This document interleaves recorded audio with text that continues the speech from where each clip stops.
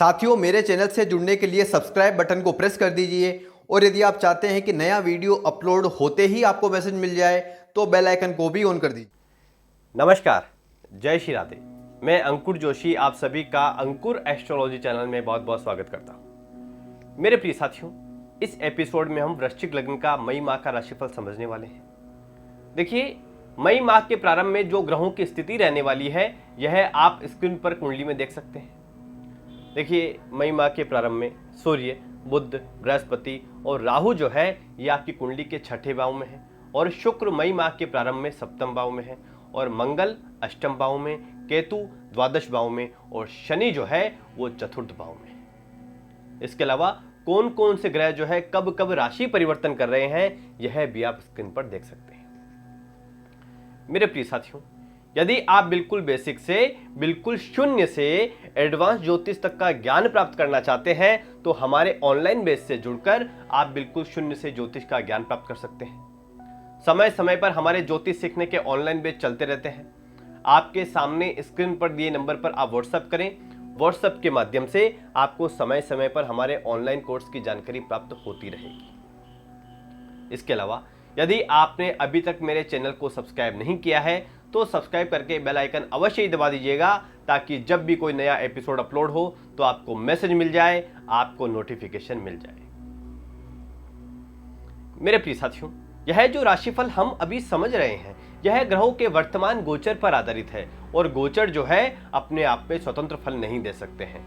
तो सटीक फलादेश के लिए अपनी कुंडली में ग्रहों की स्थिति के साथ साथ ग्रहों की दशा अंतर्दशा देख लेना भी अत्यंत ही आवश्यक होता है, क्योंकि देखिए बहुत से लोगों की कुंडली जो है वो वृश्चिक लग्न की होगी तो सभी को समान फल प्राप्त नहीं हो सकते हैं। इसलिए अंतिम निर्णय तक कुंडली विश्लेषण के बाद ही पहुंचा जा सकता है।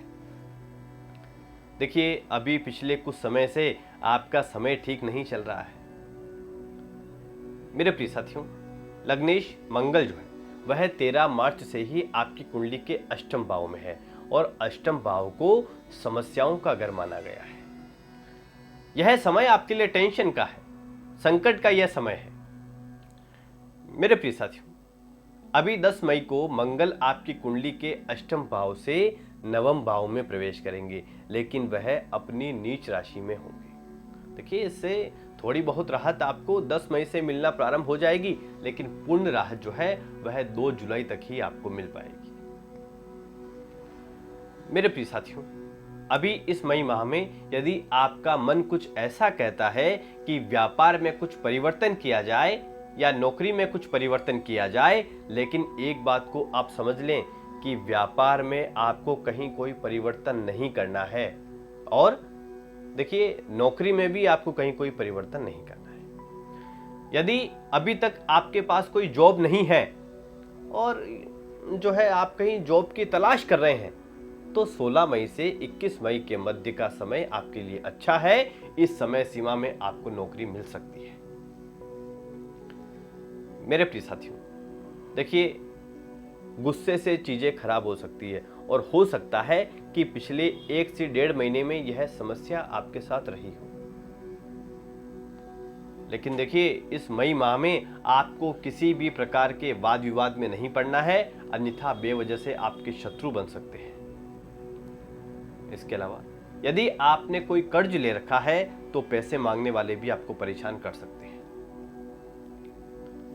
मेरे प्रिय साथियों, इस मई माह में एक बात का आपको विशेष ख्याल रखना है कि आपको गाड़ी जो है वो बड़ी ही सावधानी से चलानी है, क्योंकि देखिए शुक्र जो है 2 मई को आपकी कुंडली के अष्टम भाव में प्रवेश करेंगे और यहीं मंगल स्थित है, तो तेज गाड़ी चलाने से आपको परेशानी हो सकती है।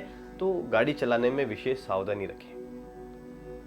मेरे प्रिय साथियों, यदि आप व्यापार करते हैं तो आप स्वयं यह महसूस कर रहे होंगे कि जिस प्रकार से आप मेहनत कर रहे हैं उस तरीके से नतीजे आपको प्राप्त नहीं हो पा रहे हैं। अभी देखिए थोड़ा संकट का समय चल रहा है, क्योंकि लग्नेश की स्थिति भी ठीक नहीं है और शनि की सप्तम दृष्टि भी जो है दशम भाव पर है, तो काम धंधे में अभी थोड़ा संकट चल रहा है। लेकिन अभी आप थोड़ा संयम रखें, जैसा चल रहा है चलाते रहें। मेरे प्रिय साथियों, 13 मार्च से ही आपने यह महसूस किया होगा कि आपके जो अपने लोग हैं वो पिछले कुछ समय से आपके साथ चीट कर रहे होंगे, तो वह अब आपके सामने आ गए हैं। यानी आपको ये पता चल गया है कि कौन आपके पीठ पीछे जो है आपके खिलाफ गेम खेल रहे हैं। यानी आपके अपने लोगों ने आपके साथ चीट किया होगा और खराब लोगों से भी आपका पाला पड़ा होगा। मेरे प्रिय साथियों, अभी वैसे लगभग परीक्षाएं जो है वो निपट चुकी है और मई माह के मध्य से ही छुट्टियां रहेगी, लेकिन यदि हम विद्यार्थियों के दृष्टिकोण से देखें तो कुछ ऐसी स्थितियां भी बन सकती है कि आपका पढ़ाई करने का मन नहीं करेगा, यानी एजुकेशन छोड़ने का विचार भी आपके मन में बड़ी प्रबलता से आ सकता है।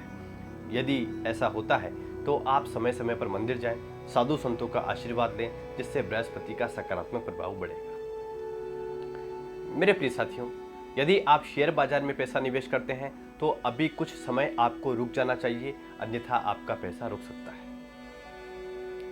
अब देखिए, 13 और 14 मई को आपको विशेष सावधानी रखनी है, क्योंकि इन 2 दिनों में चंद्रमा और शनि की युति आपकी कुंडली के चतुर्थ भाव में बन रही है। इसके अलावा इन 2 दिनों में चंद्रमा अपनी ही राशि से षडाष्टक दोष में भी रहेंगे, जिससे आपको चिंता रह सकती है। तो इन 2 दिनों में आप जो है अपनी माता का विशेष ख्याल रखें और इन 2 दिनों में आपको भोलेनाथ के मंदिर अवश्य ही जाना है, और यदि आप जलाभिषेक करेंगे तो यह अत्यंत ही उत्तम रहने वाला है।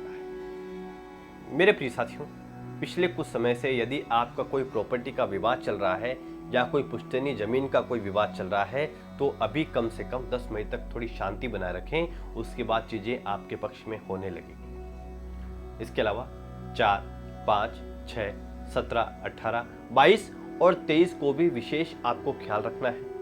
4, 5, 6 तारीख जो है ये आपके लिए खर्चों वाली तारीख साबित हो सकती है। इसके अलावा 17 और 18 मई जो है, इस दिन यानी इन 2 दिनों में आप अपनी सेहत का विशेष ख्याल रखें और बेवजह किसी से आपको उलझना नहीं है, वाद विवाद में नहीं पड़ना है।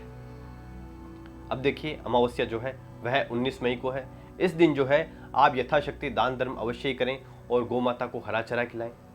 अब देखिए, चंद्र ग्रहण ये 5 मई को है। इसके अलावा प्रदोष व्रत 3 और 17 मई को है।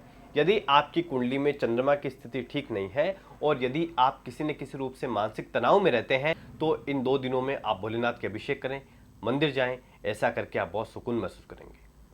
उम्मीद करता हूं यह एपिसोड आपको अच्छा लगा होगा।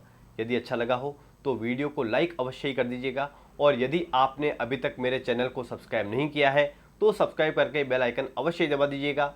मिलते हैं अगले एपिसोड में। जय श्री राधे, जय श्री राधे।